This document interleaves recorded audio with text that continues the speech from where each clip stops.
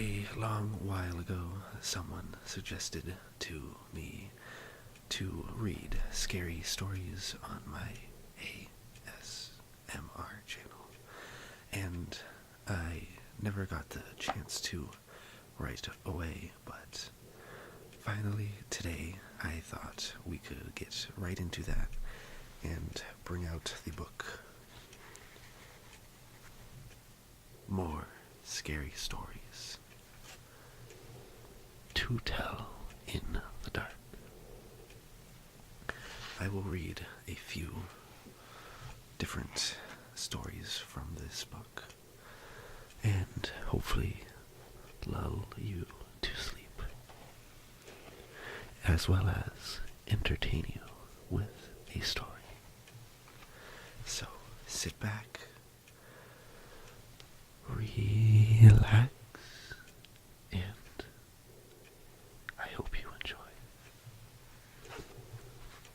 The first story we will be starting off with is Clinkety Clink. Let's get started. An old lady got sick and died. She had no family and no close friends. So the neighbors got a gravedigger to dig a grave for her. And they made a coffin and they placed it in her living room. As was the tradition, they washed her body and dressed her up in her best clothes and put her in her coffin. When she died, her eyes were wide open, staring at everything and seeing nothing. The neighbors found 2 old silver dollars on her dresser. And they put them on her eyelids to keep them closed.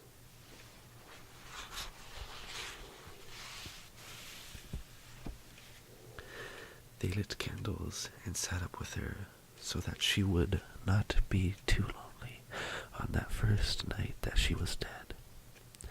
The next morning, a preacher came and said a prayer for her. Then everybody went home.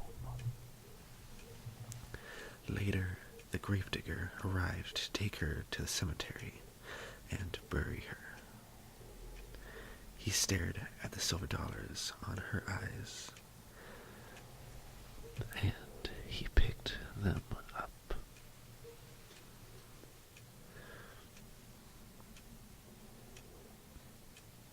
How shiny and smooth they were, how thick and heavy. They're beautiful, he thought.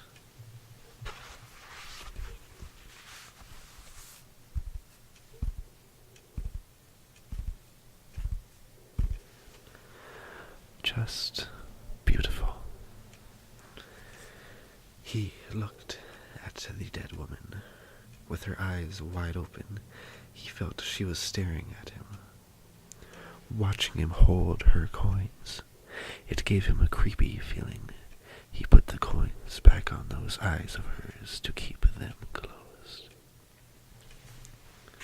But before he knew it,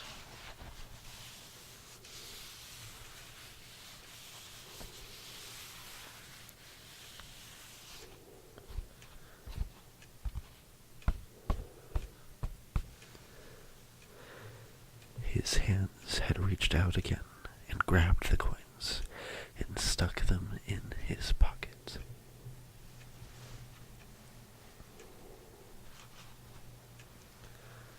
Then he grabbed a hammer and quickly nailed shut the lid of the coffin.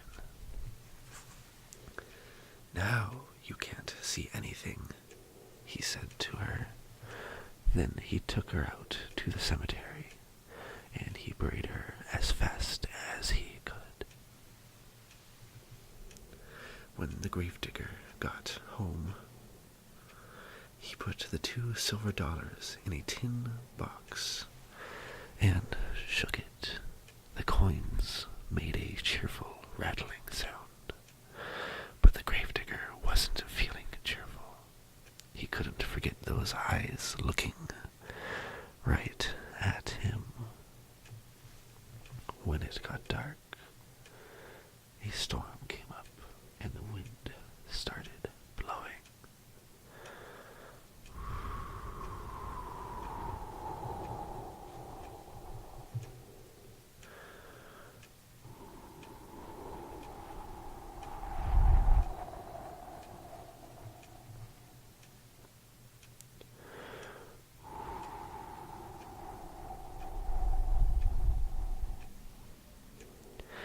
It blew all around the house.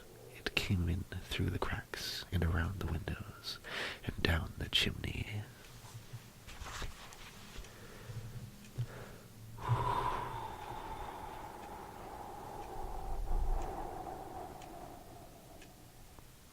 It went busy, busy, bazoo. The fire flared and flickered. Busy, busy, bazoo. The wind continued on. The gravedigger threw some fresh wood on the fire.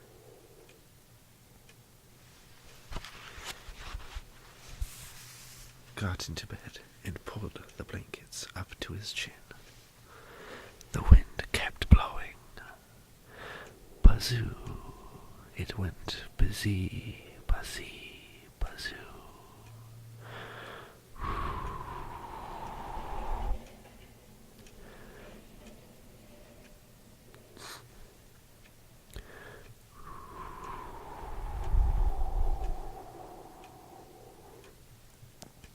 The fire flared and flickered and cast evil-looking shadows on the wall. The gravedigger lay there thinking about the dead woman's eyes staring at him. The wind blew stronger and louder, and the fire flared and flickered, and popped and snapped, and he got more and more afraid.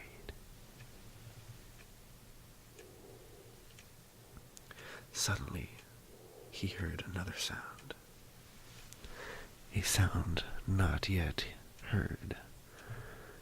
Clinkety-clink. Clinkety-clink.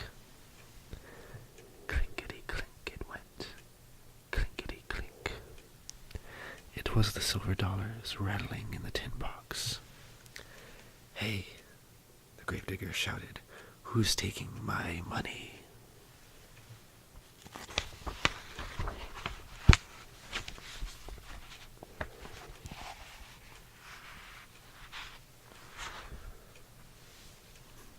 But all he heard was the wind blowing. Busy, busy, bazoo.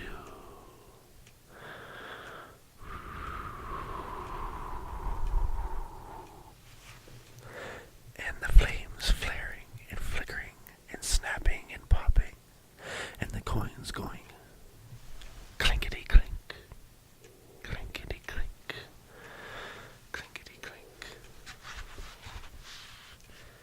He leapt out of bed and chained up the door. Then he hurried back, but his head had barely touched the pillow when he heard clinkety, clink, clinkety, clink.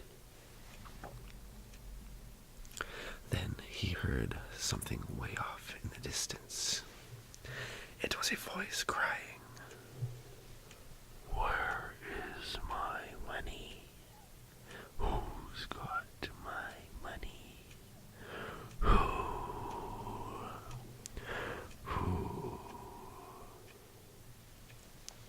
And the wind blew. Busy, busy, bazoo. And the fire flared and flickered and snapped and popped, and the money went clinkety-clink, clinkety-clink. The gravedigger was really terribly frightened. He got out of bed again and piled all the furniture against the door. And he put a heavy iron skillet over the tin box.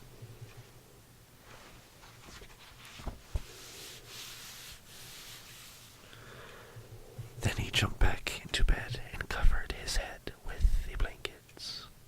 But the money rattled louder than ever, and way off a voice cried, "Give me my money."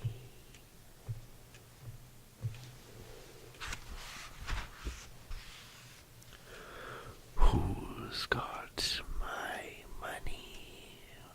Who? And the wind blew, and the fire flared, and flickered, and snapped, and popped, and the gravedigger shivered, and shook, and cried, "Oh, Lordy, Lordy."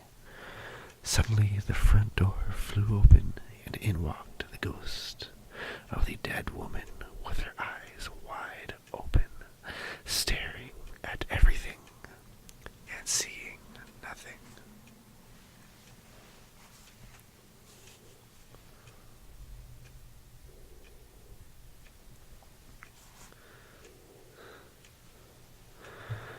And the wind blew, busy, busy, bazoo.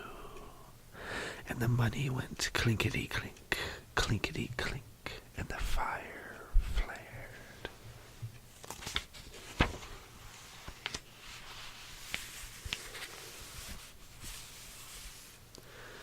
And flickered, and snapped, and popped, and the ghost of the woman cried, "Oh, where is my money?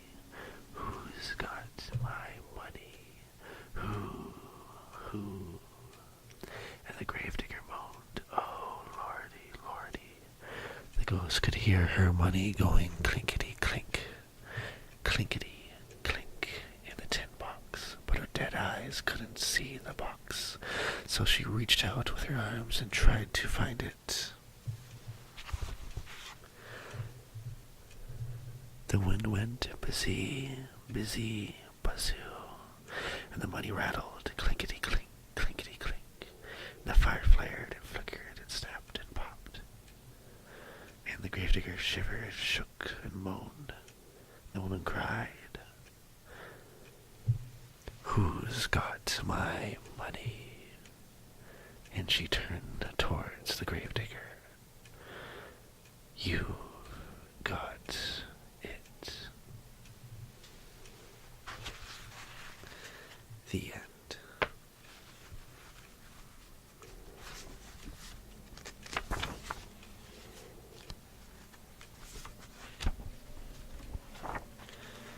Now let's move on to another story. This one is a personal favorite of mine from this selection of stories. I read these all mostly when I was a young kid, and they really, really scared me back then. Much more simple nowadays. The title of this next story is called Something Was Wrong. One morning, John Sullivan found himself walking along a street downtown. He could not explain where he was or what he was doing there, or how he got there, or where he had been earlier. He didn't even know what time it was. He saw a woman walking toward him and stopped her. "I'm afraid I forgot my watch," he said, and smiled. "Can you tell me the time?" When she saw him, she screamed and ran. Then John Sullivan noticed that other people were afraid of him. When they saw him coming, they flattened themselves against a building or ran across must be something wrong with me, John Sullivan thought. I'd better go home. He hailed a taxi, but the driver took one look at him and sped away. John Sullivan did not understand what was going on, and it scared him. Maybe someone at home can come and get me, he thought. He found a telephone and called his wife. But a voice he did not recognize answered. "Is Mrs. Sullivan there?" he asked. "No," the voice said. "She is at a funeral. Mr. Sullivan was killed yesterday in an accident downtown."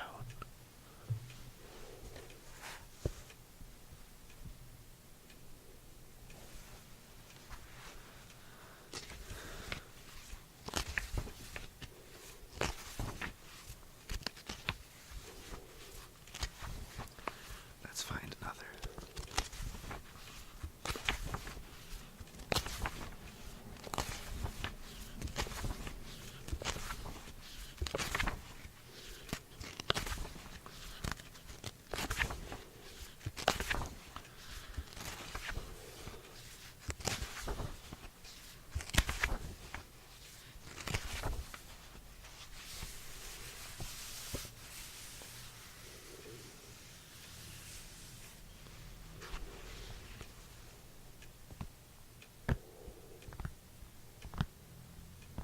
I personally really like these stories. I've always been a big fan of horror since I was little. Even though when I was younger, I could almost barely stand it. Reading these terrified me, but I still couldn't stop.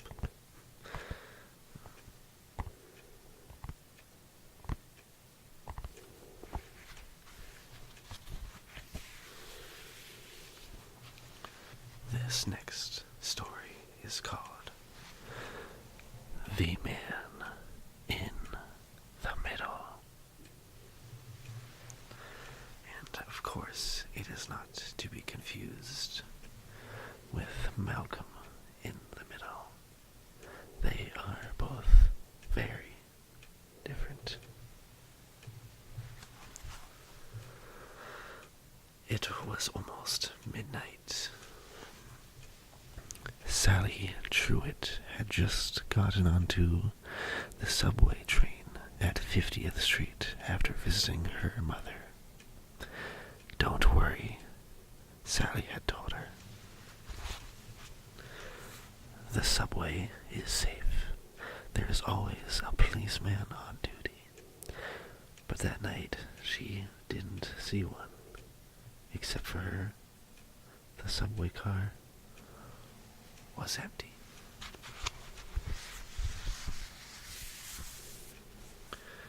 At 42nd Street, 3 tough-looking men got on. 2 of them were holding up the third, who looked drunk. His head rolled side to side, and his legs refused to work.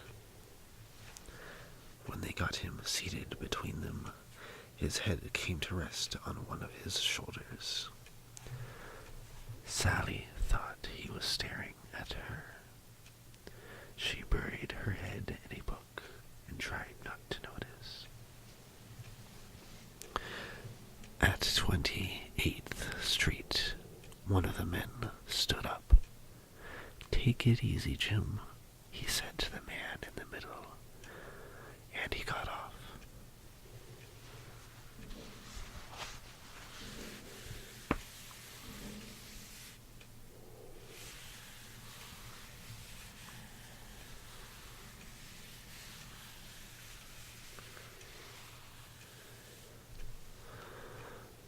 At 23rd Street, Jim's other friend stood up. "You'll be fine," he said, and he got off. Now, the only ones left in the car were Jim and Sally.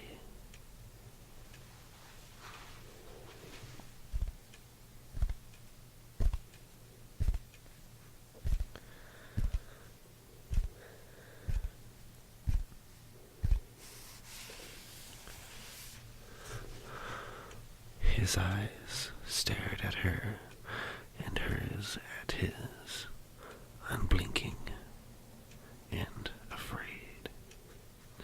Their gaze did not end. Sally was terrified. What shall she do if he were to attack her or to hurt her? He was very large and strong. It would be very tough for her to overpower him. Sally was very, very afraid.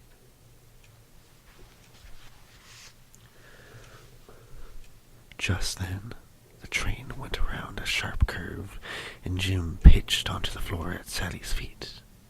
When she looked down at him, she saw a trickle of blood on the side of his head. Just above it, a bullet hole.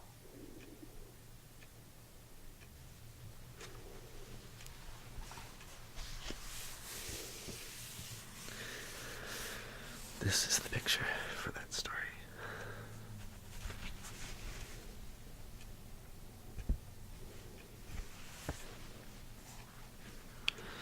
I do really enjoy the art for these books as well.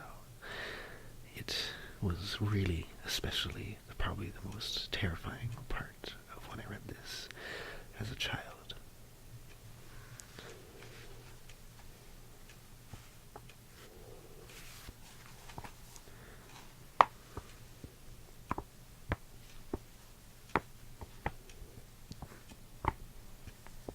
And that is the last of the stories for